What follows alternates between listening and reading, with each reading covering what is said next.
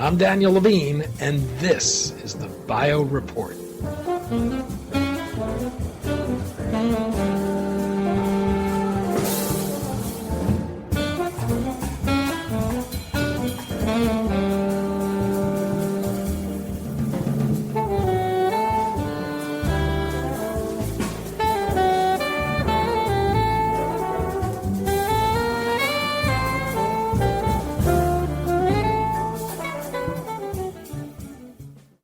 As the founder of SynBioBeta, John Cumbers has long evangelized to investors, entrepreneurs, and forward-thinking industrialists about the emergence of the bioeconomy.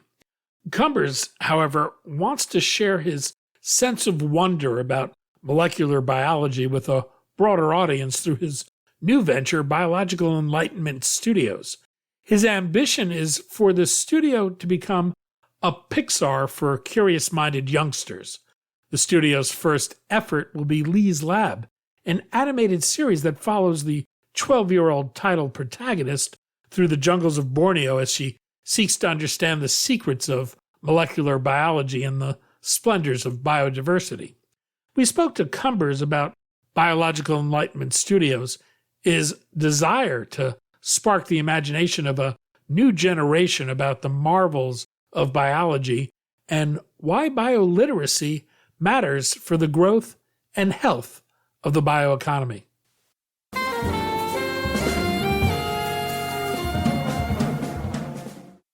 John, thanks for joining us. Thanks for having me, Danny. We're going to talk about the emerging bioeconomy, education, and a new effort you're involved in to educate the next generation about our biologic future. At this year's SynBioBeta conference, you kicked it off by likening parenting to training an AI model and decrying the dearth of biological educational content for children. Can you explain and expand on that? I'm happy to. My two children are 12 and 10, and they are the iPad generation, the YouTube generation. And as a parent, you go through these decisions that you have to make about what you're going to give them access to and what you're going to let them watch and how much freedom they're going to have. And it's a really difficult choice because just like training an AI model, you can view these little brains as needing high quality training data to go into their brains in order to get high quality children out the other end. And what I view on YouTube right now in terms of biological content for kids to consume is just a barren landscape. There's just nothing out there that teaches kids how a gene relates to a protein or what an enzyme is in an engaging, fun way that tells them stories and makes them want to learn about it.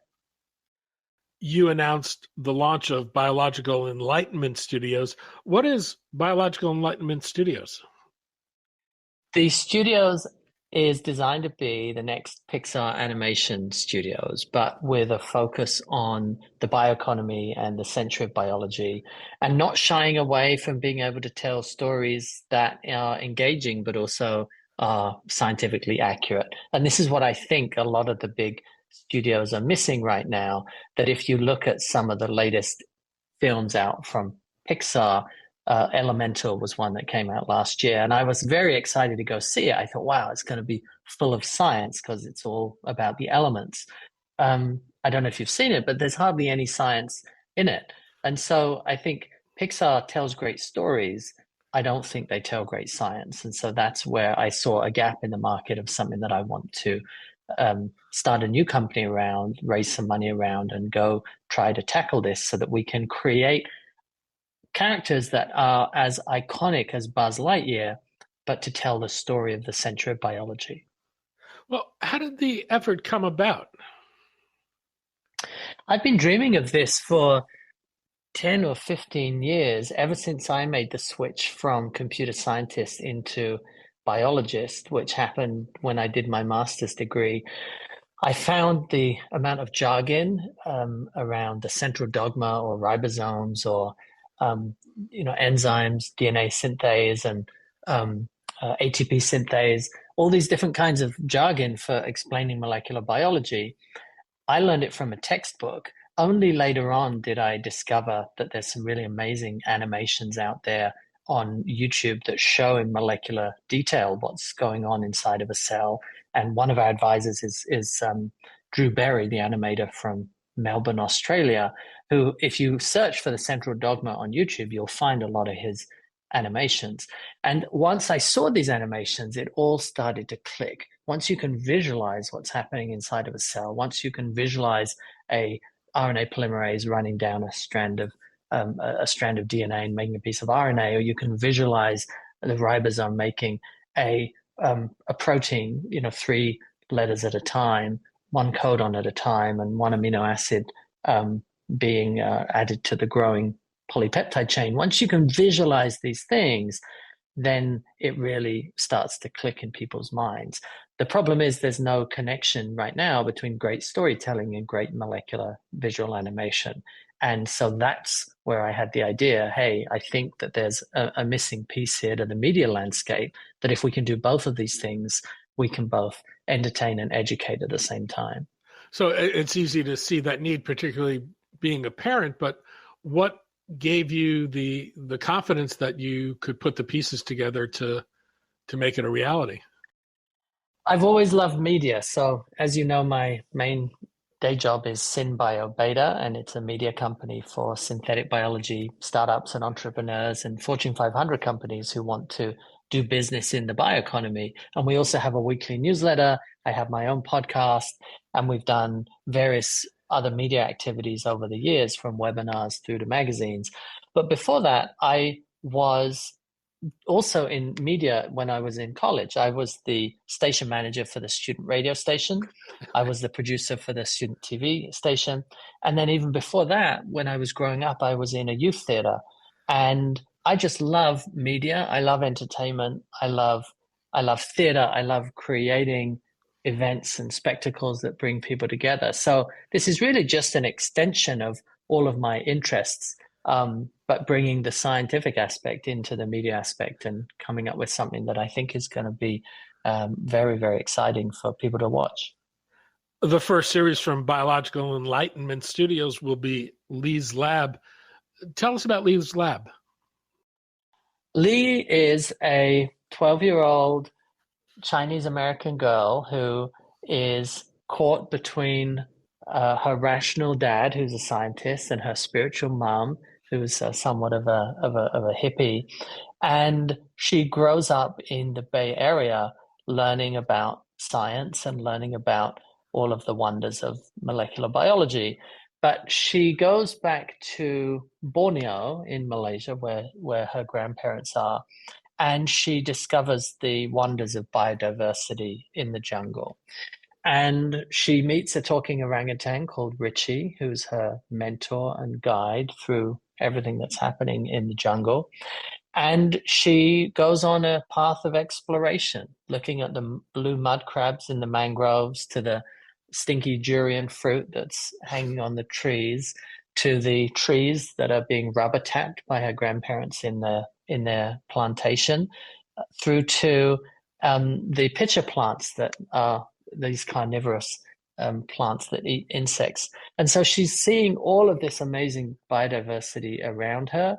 And what she really wants to know is, how does it all work inside? And so Richie is the orangutan that is her teacher and mentor, and using the insects of the jungle as a way to visualize what's going on inside of a cell, she learns all the wonders of molecular biology, and all of the wonders of biodiversity as well.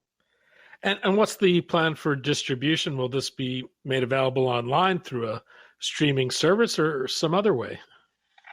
I'd love nothing more than to go big and to produce a feature film with all the characters and stories that we've been ideating on. But I am also realistic, which is we've got to prove to ourselves and to our investors that there is an audience for this kind of thing outside just you and I, Danny, and the rest of the bio geeks. So we're going to start with small, probably 7-minute long stories that we will put out onto YouTube. and TikTok. And each one of those stories will tell a different story about an enzyme. So we're going to be starting with the luciferase enzyme, which if you go to our website at bioenlightenment.studio, you will see a picture of Lee on the front page, and she's holding a luciferase enzyme. And of course, luciferase is the enzyme that fireflies produce to make light. And so this is going to be the first enzyme that we work on. But we've also got other plans for amylases and proteases that are used in clothes washing detergents. And we have a number of other enzymes that we think can wrap a really interesting story around them. So that's what we're going to start with. And the distribution channel will be primarily online. And if people want to know when the first one goes live, they can sign up on the website. Well, it's interesting how technology has kind of lowered the bar to do something like this. But one of the things that's also enabling this effort, as I understand it, is generative AI. How are you using that? We are using generative AI. We started using DALL-E from ChatGPT to ideate on the core characters. And then we are planning to use Sora when that becomes available from OpenAI for doing some of the animation. But we also have an incredibly creative team. We have a great executive producer working on this. We have a creative team of animators, both on the molecular side, like Drew Berry, and on the biodiversity side, people who animate ants and fireflies and things like that. So we're using all of the tools available to us. I suspect many listeners may be focused on the application of biology to the realm of therapeutics, but may pay a lot less attention to other aspects of the emerging bioeconomy. How is biotechnology reshaping the broader economy and areas like food, energy, and industrial production today? And how do you see it transforming the economy? There was a term created a few years back by Juan Enrique and Rodrigo Martinez. I think I remember Rodrigo's name correctly. And they invented the term the bioeconomy. I wrote a book a couple of years ago called What's Your Biostrategy, where I interviewed Rodriguez. And in it, I asked him, how do you think the bioeconomy and the economy are going to change over the next few years? And he said, I think the bioeconomy is the economy. If you look around you, all of the manufacturing inputs, or about 70% of global manufacturing inputs, could be produced by biology. And this is from a study that McKinsey put out a few years back called the Bio Revolution. And this is true. If I look around the room that I'm sitting in, I'm seeing a desk that could be produced from bio-based polymers. I'm seeing a carpet, which is currently produced from nylon, but could be produced by biology. I'm seeing fabrics on the chairs that I'm sitting in, which we've gone through cycles of cotton, natural, to nylon, polyester. There are many bio-based materials out there from companies like Genomatica down in San Diego that are making the similar products like nylon, but with a bio-based feedstock. So you can feed in glucose. An engineered organism can turn that glucose into a bio-based nylon polymer. And even companies like Ecovative, which are producing leather using mushrooms. So there's a whole world out there of chemicals and materials that can be built with biology. We already know that the food and ag industry is primarily based on biology. And we can see that nearly all of the blockbuster drugs that are curing diseases right now are engineered antibodies, so are also being built with biological molecules. So we're not moving fast enough towards a bioeconomy, in my opinion, but we are seeing that the bioeconomy can touch 70% of the global manufacturing industry. And so that's what I'm most excited about to see over the next few years, is that transition from petrochemicals to biochemicals. Well, why aren't we moving faster? What are the challenges that are posing obstacles to seeing this accelerate? In my opinion, the biggest challenge is the economics of biotechnology, and that biotechnology allows us to recycle the carbon in the atmosphere, take it out of the atmosphere, put it into any one of the number of products that I just mentioned. Petrochemistry, you can just suck up oil from the ground and convert it into whatever you want. So it's always going to be a lot cheaper because you have a denser form of energy and a denser form of carbon. It's always going to be cheaper to make that product. So what I think we need to do as a society is say, are we happy with the amount of carbon that we're putting into the air and the impact that that's having on the air quality and the impact that that's having on ecosystems and on climate change? Or do we want to think about tools and technologies to recycle carbon in the air? And if we want to think about the tools and technologies for recycling carbon, then how do we make the economics of that work as a society? How do we encourage the recycling of carbon? And right now, we don't have good systems in place to incentivize that. And just like we have systems here in California that if you have a can, you can go and get 5 cents to reclaim that can and recycle it. We have similar systems for doing that with carbon, but we don't have it on a nationwide level, and we don't have it on an international level. When you announced Biological Enlightenment Studios at SynBioBeta this year, one of the facts you threw out there was that fewer than 10% of people could tell you how a gene is related to a protein. Does that suggest we have a bioliteracy problem? And if so, how does that fit in with the pace of the growth of the bioeconomy? I think we absolutely have a bioliteracy problem. And this number that fewer than 1 in 10 people could tell you how a gene relates to a protein is not a scientific study. We are not even measuring bioliteracy right now. But it's from me speaking to people and asking people, could you explain to me how a gene relates to a protein? And you'd be surprised, Danny, because you're a bio geek, I'm a bio geek, and we live and breathe this stuff. But if you just ask the man or woman on the street if they could explain to you how a gene relates to a protein, you will find that very, very few people can do that. So I believe if we want to transition the global economy to a bioeconomy, then we need a bioliterate society. And we don't have a bioliterate society right now. And I think that we need to think about this, and we need to think about whose job it is to create an educated society about bioliteracy. Generally speaking, there are three sources of capital for educating people. The first is commercial capital that educates people because it wants people to buy their products. The second is government education because it sees a public good from the benefit of everybody being educated about a topic. And the third is a philanthropic funding of these things.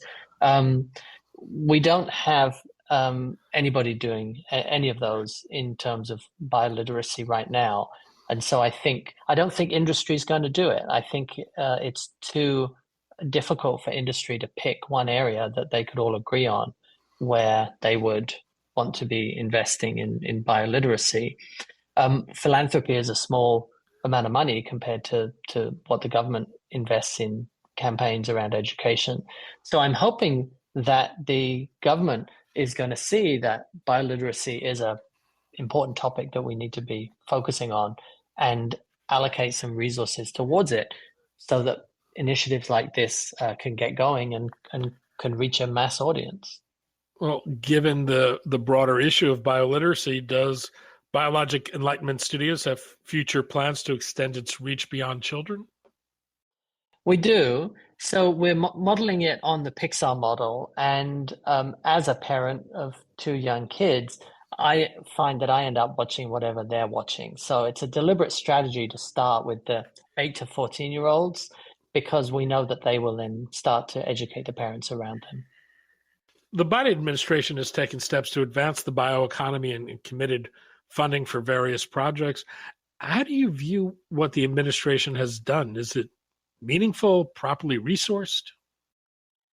I think it's meaningful. There was $2 billion that were allocated towards the executive order when it was announced about 2 years ago now.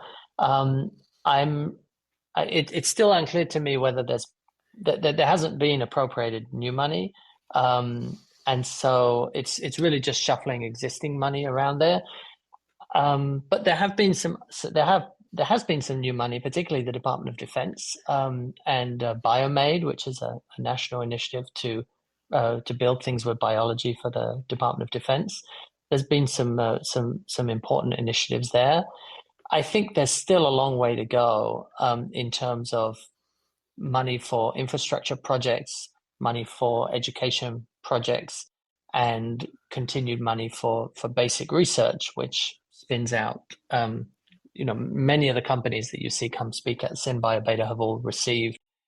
They've all either come out of universities or they've come out of SBIR grants or things like that have been government funded. So the government definitely has a big role to play and a lot further to go in terms of getting serious about our investment in the bioeconomy. Is this something that you would expect to see happen regardless of who wins the next election, or are there important policy considerations and commitment of resources that will be needed to ensure we capitalize on the opportunities before us?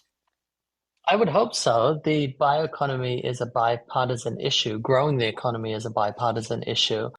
I was over in China about 6 weeks ago looking at their infrastructure for the bioeconomy. And for the last 3 5-year plans, which is how the Chinese government does central planning of their economy, synthetic biology and biotechnology has been called out by name. But the last 5-year plan by Xi Jinping specifically giving some talks about synthetic biology and the investment in the bioeconomy.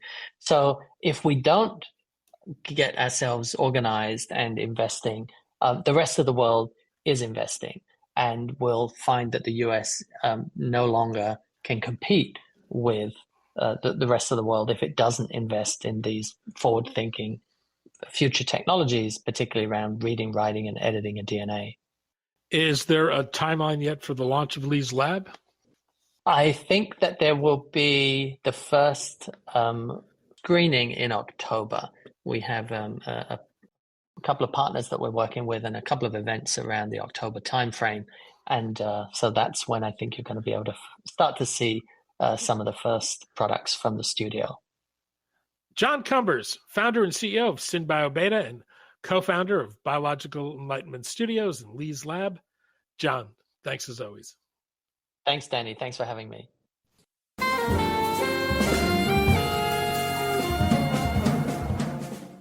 Thanks for listening. The Bio Report is a production of the Levine Media Group. To automatically download this podcast each week, subscribe to our RSS feed or through iTunes or other podcast manager. To join our mailing list, go to levinemediagroup.com. We'd love to hear from you. If you want to drop us a line or are interested in sponsoring this podcast, send an email to danny@levinemediagroup.com. Special thanks to Jonah Levine, who composed our theme music, and the Jonah Levine Collective, which performs it.